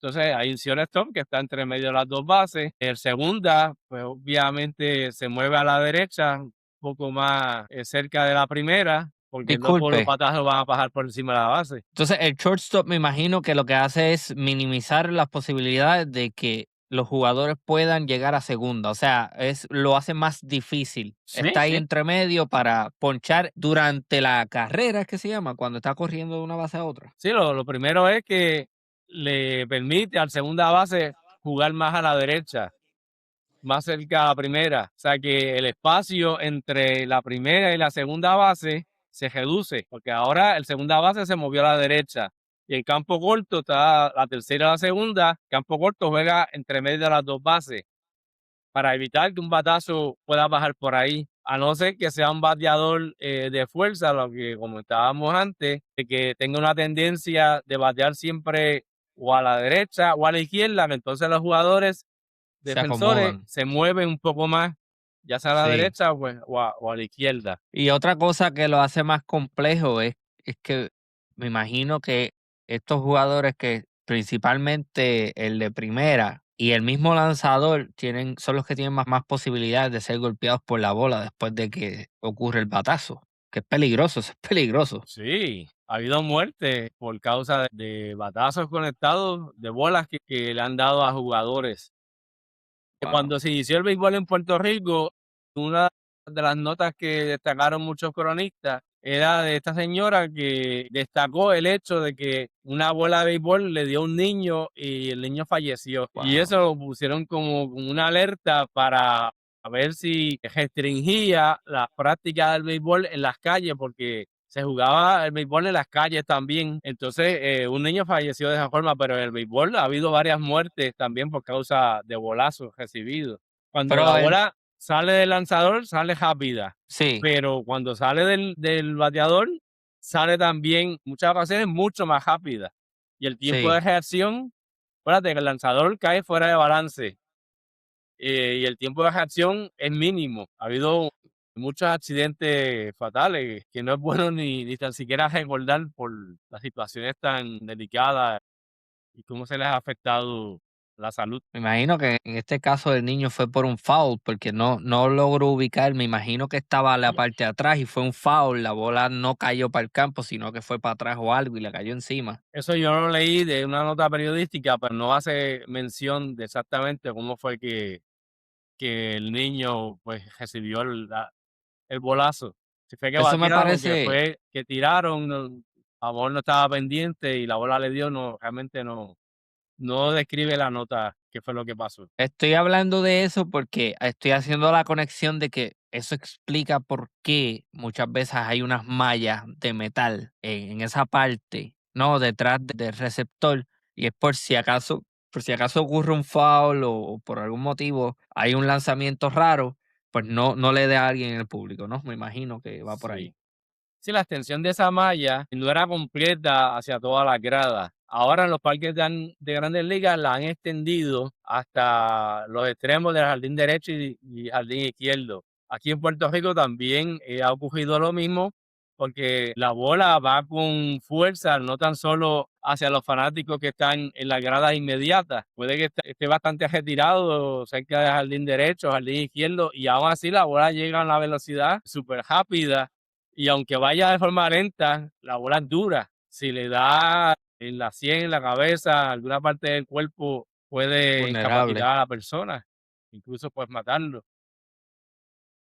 Sí, sí, sí. Bueno, vamos a ir a la cuestión de la memorabilia, porque usted no solamente es experto en béisbol, sino que también colecciona. ¿Cómo entra a la colección? Me imagino que también de niño empieza a coleccionar las cartas, ¿no? Sí, yo me crié con mis tíos y un primo que era pues mi hermano de crianza, él coleccionaba monedas y sellos. Y a mí pues también me gustaba, que las que conseguía pues se las daba. Pues también había muchos niños, era bien perceptible que en la escuela siempre habían otros niños con tarjetas de béisbol. Pero antes lo que uno hacía era que las jugaba. Había varias formas de jugarlas. Por ejemplo, en San Sebastián lo que hacíamos era que se tiraban y si la bola caía sobre otra, estaba sobrepuesta, pues se llevaba todas las que estuviesen en el suelo. Si la tocaba en una esquinita, pues le llamábamos pique. O sea que podías volverla a tirar para ver si caía sobre otra y te llevabas todas las que estuviesen en el suelo. Y así pues hacíamos. Y así yo hacía también y la jugaba. Hasta que llegó el momento, yo estaría como en cuarto grado, cuarto o quinto grado, me acuerdo porque fue el año en que comencé a coleccionar las tarjetas del 74. Entonces me gustaba, ahí estaban todas las estadísticas de los jugadores. Ahí salía Juan Beníquez, que era el líder de los pepinianos. Y yo miraba todas las estadísticas de todos los jugadores, lo que conectó el promedio, los cuadrangulares, de dónde venía, de qué país eran. A veces las ponía en orden, me encantaba. Un día pues decidí, ya tenía bastante, decidí pues ponerme a coleccionar. Habían álbum de estampillas, recuerdo que habían álbumes de artistas y de diferentes temas, y a mí siempre me gustó completar las colecciones, incluso de esos álbumes, que después no los conservé, pero era algo que me gustaba hacer. Así que pues comencé a coleccionar las tarjetas de béisbol. En el 74 pues aparecía Juan Benique, venían antes con un chicle. Tú abrías el sobre y dentro del sobre venía un chicle pegado a Ahí, una de las tarjetas. ahí me gustaría hacer un paréntesis, porque ¿de dónde sale esta manía que tienen los peloteros de estar masticando chicle todo el juego? Eso es una cuestión bien de béisbol. Sí, eso lo han regulado también y tabaco, masticar tabaco, por los Eso me nervios. imagino que los mantiene para los niveles de ansiedad y para el estrés, como que para regularlo. Mente, Okey. efectivamente, para controlar un poco la ansiedad que le produce el juego, mucho más que el tabaco o chicles. El tabaco, pues, como hay muchos niños que imitan a los jugadores, pues lo han eliminado, pero todavía hay muchos jugadores que mastican chicles. Y fíjate, ahora que hacemos mención sobre eso, las Ujú, tarjetas de béisbol en un principio se comenzaron a insertar en las cajas de tabaco para propulsar el consumo de tabaco ujú, y ujú. de cigarros en general, hasta que llegó el momento en que los que fumaban, pues, también comenzaron a coleccionar las tarjetas de béisbol, y hay tarjetas de esas que cuestan sobre el $1.000.000, ya que estén en buena condición. Y hago la mención porque antes del chicle, pues, se insertaban dentro de las cajas de tabaco, dentro de las cajas de Cracker Jack Oh, también. sí.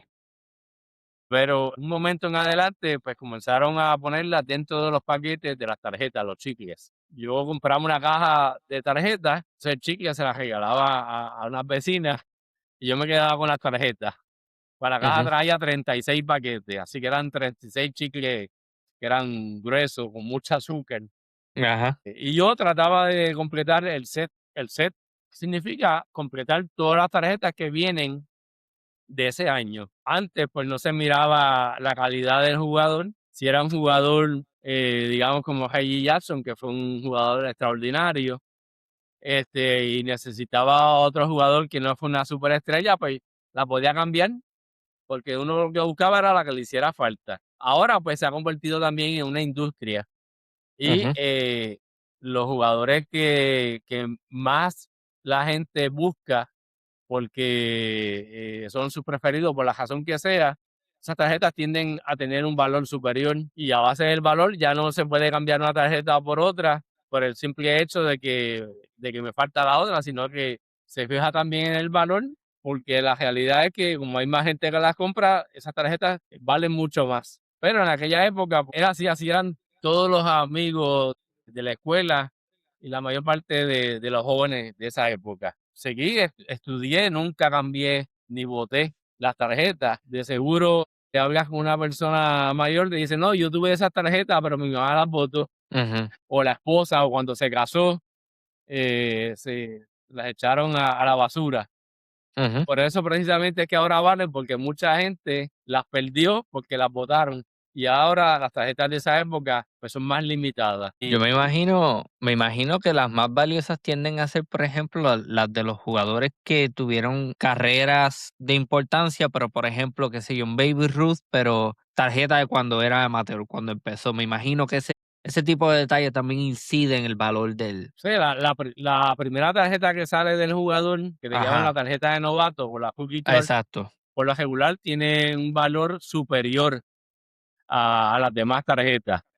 Ahora las compañías también las están enumerando y hacen tarjetas en lugar de hacer miles de un número, en ocasiones hacen una tarjeta de esa marca hace años de ese jugador, o sea que es única. Wow, sí, Y eso cada vez ocurre con más frecuencia. Pero también está ocurriendo que hay muchas una de una, porque hay una carta de un solo jugador de esta marca, otra de otra marca. Y como son muchas marcas, hay muchas una de una. El asunto es que mientras más limitada, mayor es el valor de la tarjeta. ¿cuáles son las marcas? Las originales fueron la Bowman y la Topps. Ajá, En los Tops años continúa, 60, ¿cómo? Tops continúa. Sí, Topps continúa. Ahora fue adquirida el año pasado por Fanatics, que es una compañía grandísima, especialmente especializada en ropa deportiva. Y hay que ver cómo ese monopolio va a afectar, ¿verdad?, el hobby, porque a las cartas ahora pues cada vez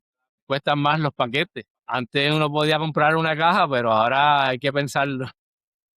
Sí, Pero hay otras marcas, hay otra que se llama Panini. Todas las compañías que producen tarjetas de béisbol tienen que negociar con el béisbol organizado para que le puedan otorgar las licencias para producirlas. Panini no tiene todos los derechos como los tiene la Topps. Que la Topps es la dueña también de Bowman. Así que Panini también es un gran productor de tarjetas y tiene muchas marcas. Igual que sí. las dos, las principales dos son esas. A través de los tiempos han entrado y salido otras compañías. IF fue una compañía que tuvo mucha presencia en los años 90, Upper Deck Air, que fue otra compañía que también estuvo en los 60 por poco tiempo y después en los 90 también entró como una compañía grande, Coar. Esas compañías casi todas desaparecieron, aunque Panini sí adquirió los derechos del nombre comercial de estas compañías. Así que las Upper Deck que se pueden comprar ahora son de la compañía Panini, la tarjeta también lo dice. Lo que es diferente es la marca, lo que ellos tienen es la marca, pero en términos de compañía, las principales dos son esas, Tops, que ha Ajá. sido la dominante desde que están produciendo tarjetas, y Panini, que es la otra compañía grande. Y me imagino yo que por el monopolio que ahora hay con Fanatics, que es la dueña de Tops, pues no habrá mucho espacio para nuevas compañías. Algo que yo tengo unas tarjetas también de UFC, de esos de artes marciales mixtas. Pues yo seguía el deporte. Y me acuerdo que cuando estaba empezando eso, los paquetitos, o sea, porque vienen unas cajitas pequeñas con unos sobres que traen como 5 o 10 tarjetas, algo así. Y eso cuando salían como $40, pero según iba pasando los meses, iba aumentando. Y incluso yo me imagino que yo creo que yo he visto esas mismas cajas a $300, $400. hasta 500. Una Ujú, caja de una sola tarjeta. Se llama Mystery, que no se sabe quién va a salir. Lo que sí es que en muchas ocasiones te garantiza que puede ser una firma o que va a ser un jugador elite, pero no se sabe a ciencia cierta quién te va a salir. Si te sale un excelente jugador, pues tuviste mucha suerte, pero de igual modo puede ocurrir que compras el sobre carísimo mm, y sale ujú. solamente una tarjeta y el jugador pues no es del más alto nivel, así que el valor de la carta pues tampoco es alto. Sí, sí, sí, no, y es interesante porque entonces uno compra un sobre, por ejemplo, y a lo mejor te salen 2 que ya tiene. Entonces ahora tienes que buscar cómo puedo cambiársela a otro fanático, cómo puedo venderla en una tienda especializada, ponerla también en venta en línea. Me imagino que eso es una opción hoy en día también. Sí, ahora con la tecnología las personas pueden adquirir memorabilia y tarjetas de cualquier parte del mundo. Esa barrera que antes pues existía, pues ahora no la hay, así que tarjetas que quizás nunca se pensó que podían llegar aquí, pues sí, Ujú. se reciben gracias a la tecnología. ¿Usted tiene de otros países, qué sé yo, por ejemplo, de Japón? Tarjetas, sí, Oh, especialmente wow. de los puertorriqueños que han jugado en Japón. Incluye desde pues, Millán, Bombo Rivera, Cirilo Cruz. Más reciente que ha tenido mucho éxito es Nestalí Soto, que lleva varios años y ese tiene sobre 50 tarjetas japonesas. Wow, A qué veces la bien. diferencia entre dos cartas es mínima y tiene que estar bien pendiente a la descripción, porque a veces es que le movieron X dibujo o marca en la tarjeta al lado izquierdo o omitieron algo en la tarjeta, ya eso lo hace diferente. Vamos a hacer otro paréntesis para el libro, porque si le quedan copias, a mí me interesa ayudarlo a que mueva esas copias, porque según lo que me dijo, suena sumamente interesante y volvemos. Si lo contactan directamente, viene con autografiado. ¿Cómo se llama el libro y cuál era el email para que le escriban? Porque hay que apoyar esto. Sí. Pues este es el libro de 350 páginas. Ujú, Tiene fotos, tiene ilustraciones, especialmente de aquella época. Por ejemplo, en esta foto que ven aquí, ujú, que sale Olmo friendo usando manteca. Y es que en épocas de la Segunda Guerra Mundial, pues se promovía que entonces las personas reusaran el aceite, la manteca para su consumo, porque gran parte de esos productos se utilizaban pues para la guerra.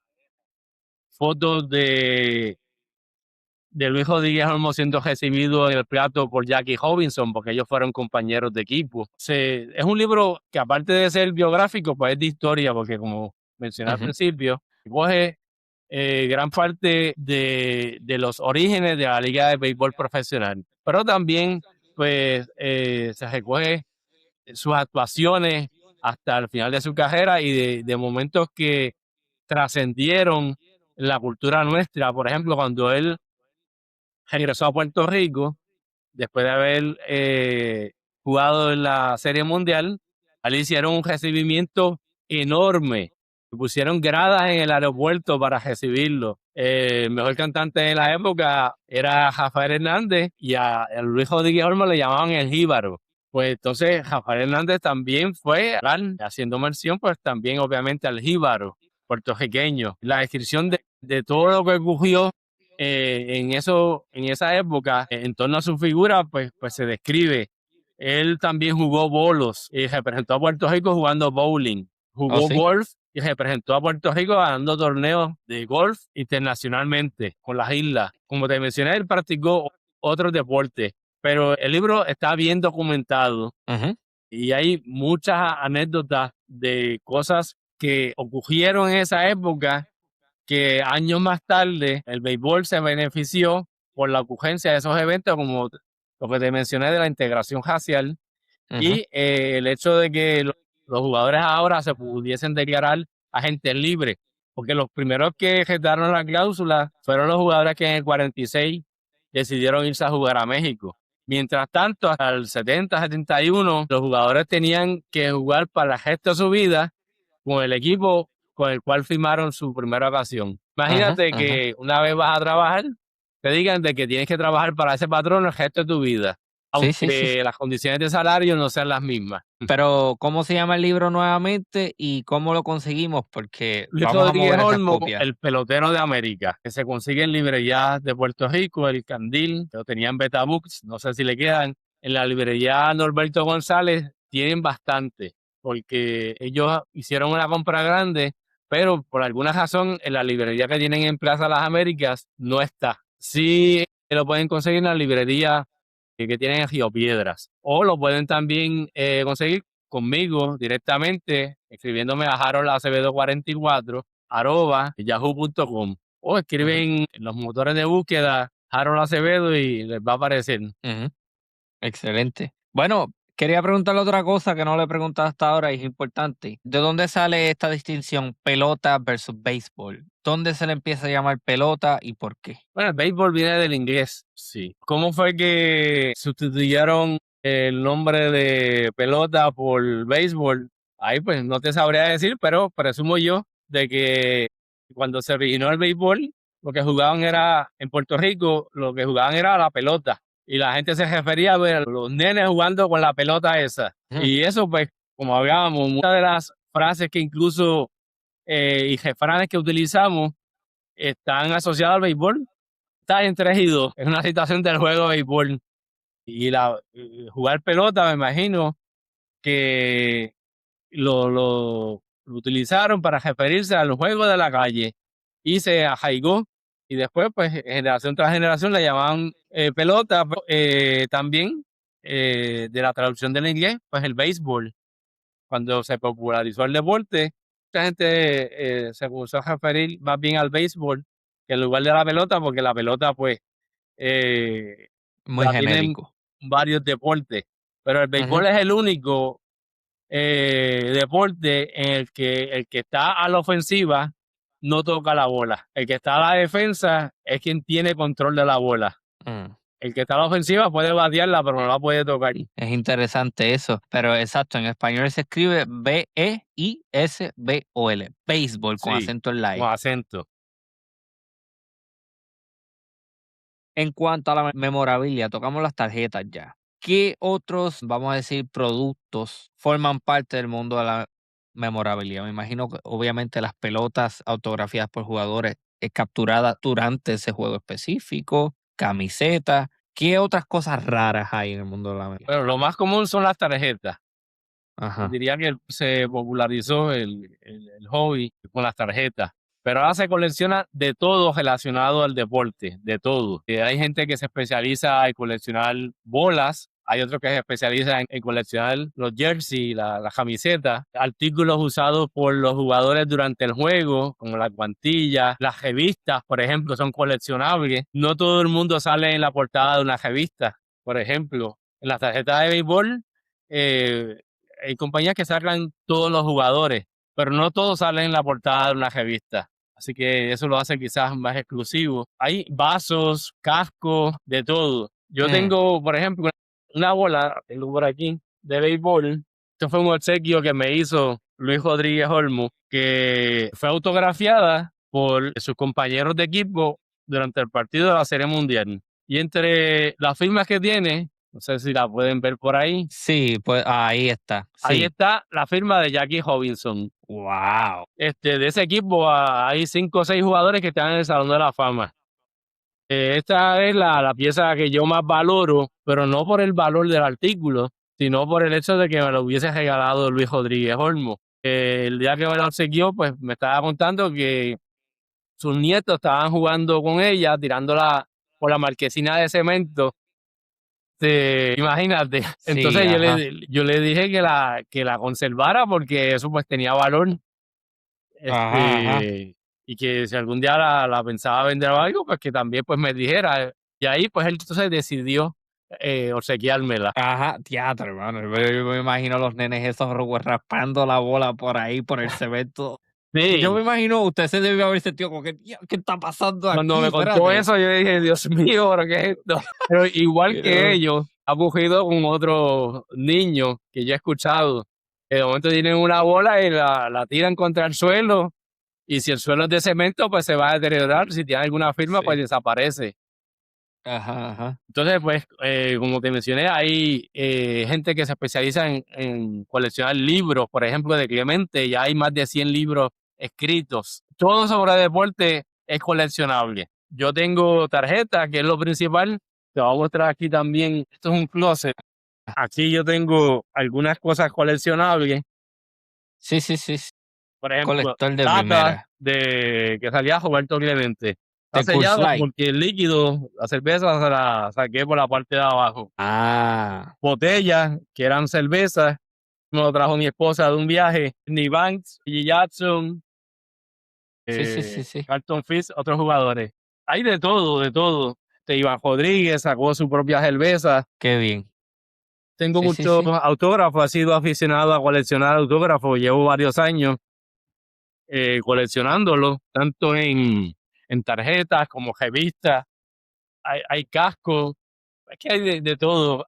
Unos muñequitos, este es de baloncesto, este es de Carlos Arroyo, que le llaman bobblehead, Ah, sí, los cabezones sí. de Carlos Arroyo. Pues yo fui Wow. al estadio de los Marlins y ellos tienen un museo de bobblehead en una cajeta, en infinidad de posiciones los jugadores. Y ahora pues, hay muchas formas de uno sacar un pasatiempo, que es un pasatiempo que es sano, es una Sí. forma también de hacer amistades. Eso es algo que el coleccionar memorabilia, que yo lo favorezco y animo a los que no coleccionan, pues que también lo hagan, porque es una forma de conocer otras personas de todos los niveles, desde profesionales, y yo he conocido jueces, abogados, hasta gente que tiene las profesiones más humildes, pero el deporte los une y en este caso el coleccionar pues también une a las personas y si alguien tiene una pieza que necesito y yo tengo una que no le hace falta, pues se pueden intercambiar.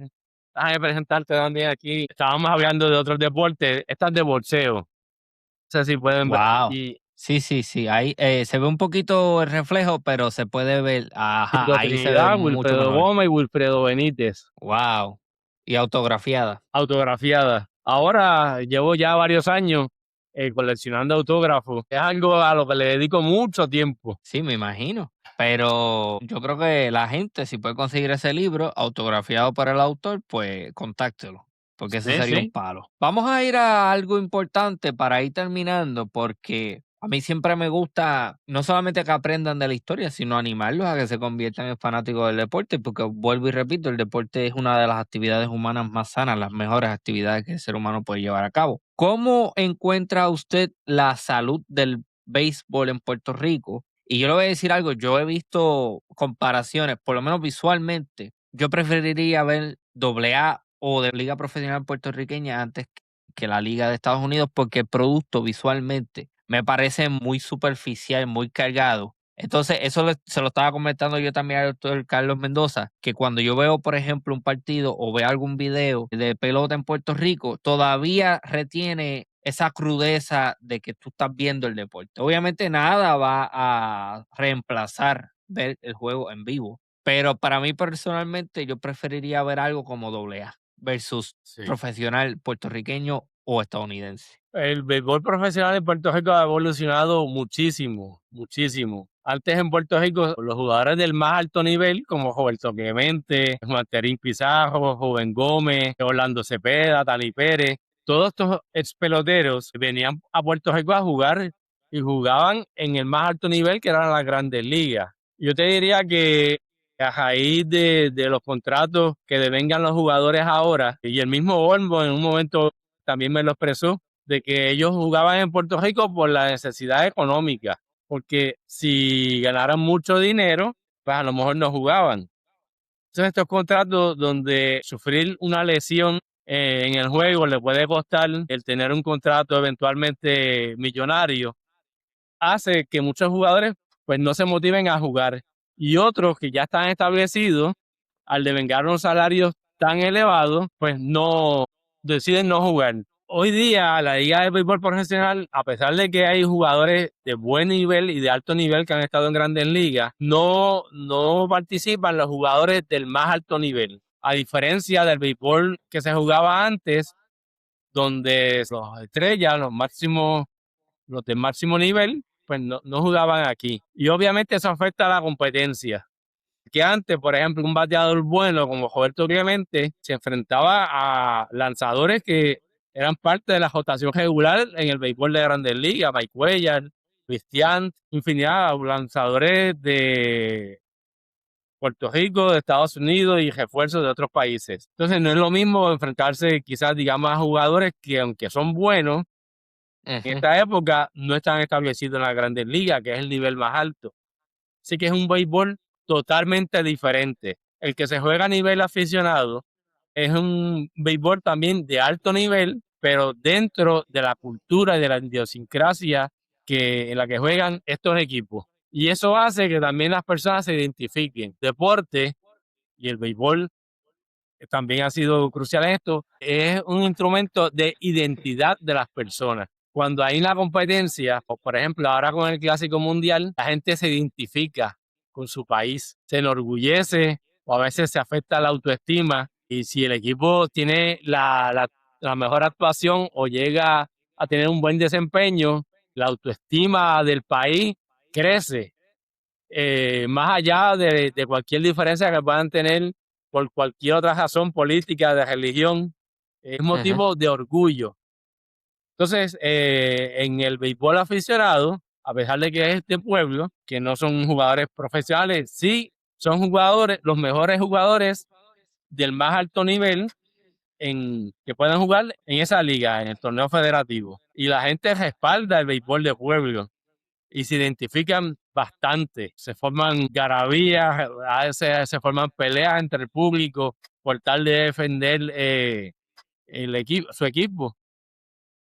Muchos estadios de la AA se llenan más que muchos partidos donde se juegan juegos profesionales. Hay algo bien bonito también del béisbol y es que se presta fácilmente a la narración sonora, al radio.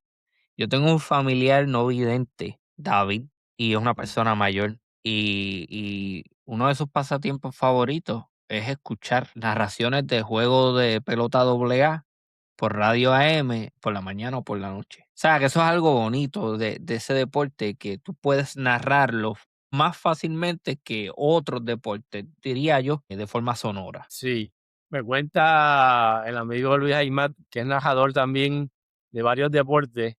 Me comentaba que el béisbol era el deporte que más difícil se le hacía narrar, porque hay muchos lapsos entre un momento y otro, entre cada lanzamiento, por ejemplo, hay un lapso.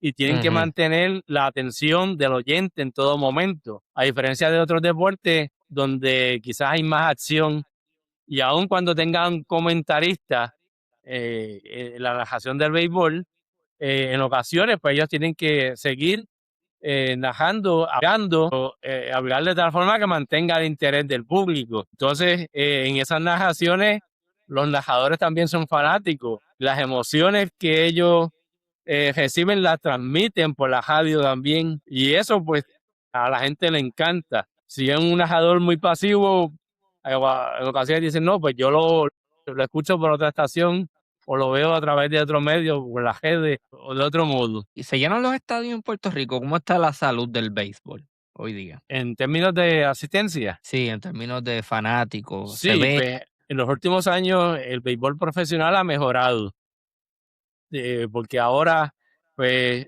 hay una visión diferente en términos de que además del juego como tal, hay que llevar también entretenimiento. Entonces, hacen uso de la tecnología, de las cámaras, competencias, rifas, los días de llevar su mascota al estadio, casi siempre los días de llevar sus perros, mascotas, y han integrado cada vez más eventos. Y eso pues también permite que al haber más personas asistiendo, pues haya más anunciantes. Y es gracias a los anunciantes que muchos de estos equipos pues se pueden mantener. Ujú. Es como el huevo y la gallina, hay que llevar fanáticos para traer anunciantes. Y a nadie se le ha ocurrido hacer tarjetas de jugadores, pero de ligas puertorriqueñas. Sí se han hecho en el pasado. En los 40 se hicieron lo que llamaban toleteros. Eso duró duró poco tiempo. Después no fue hasta el 89 y el 90 cuando se hicieron unos sets de cartas de la Liga de Béisbol, pero en la tercera temporada, como los dueños de equipo no tenían beneficio, no autorizaron el que se reprodujeran más cartas. Así que pasaron muchos años antes de que se volvieran a producir cartas, hasta en años recientes que tanto Caguas como Mayagüez han hecho cartas de sus equipos. Pero se compra entonces el set completo, no son sobres aparte. Mayagüez esta temporada hizo un set de cartas del equipo de la temporada anterior. Y Caguas pues también hizo lo mismo. Yo tengo que ver entonces, bueno, yo soy de Cuamo, naturalmente si veo AA, pues tendría que ser los maratonistas de Cuamo. Sí. ¿Cómo es ese equipo? Sea honesto conmigo. ¿Cómo es ese equipo en términos generales?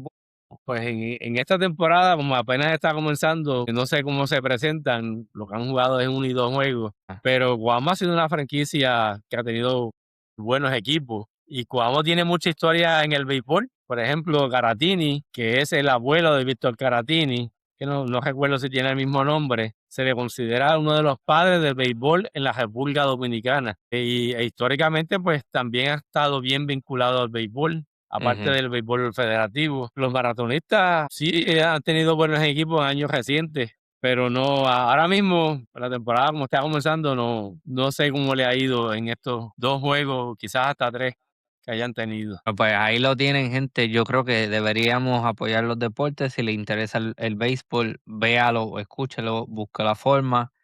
Ya he hecho episodios sobre baloncesto, sobre fútbol, ahora sobre béisbol, deporte en general. Estos son pasatiempos que son buenos y tienen mucha importancia, le dan mucho valor a la vida cotidiana de uno. Consigan el libro y si está autografiado y directamente al autor, mejor todavía. Algo que mencionar, algo que, no sé, algo que le gustaría que la gente sepa, promocionar. Bueno, si es aficionado a algún deporte, pues que lo siga.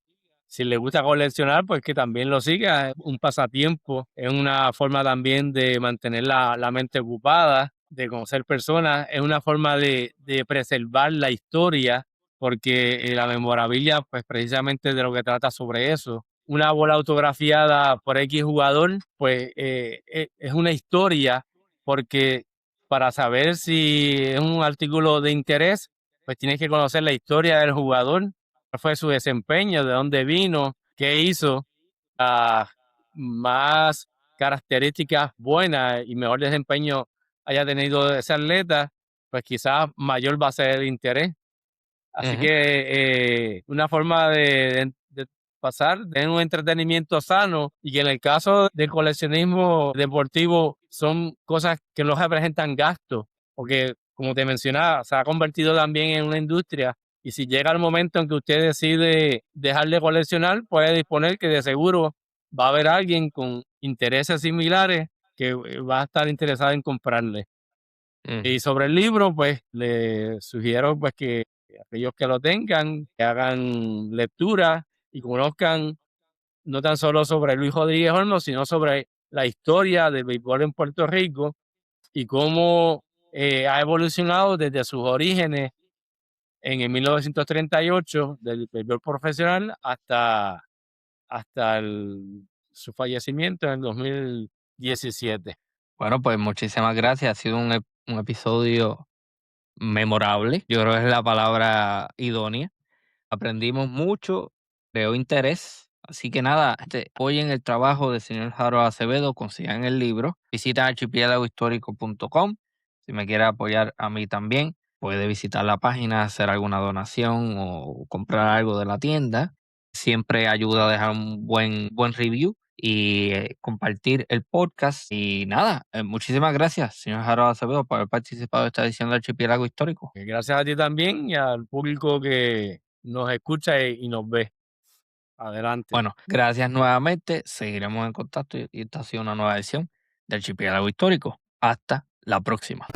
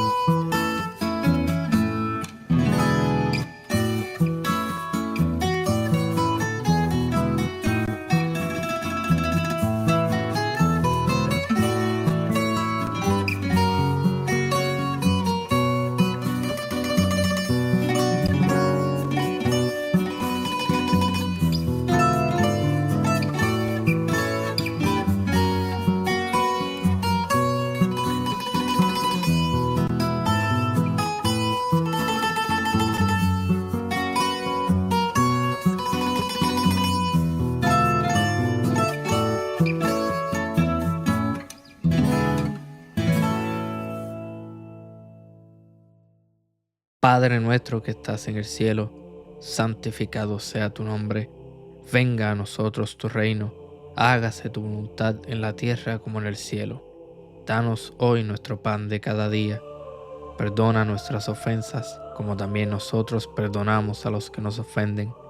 No nos dejes caer en la tentación, y líbranos del mal. Amén.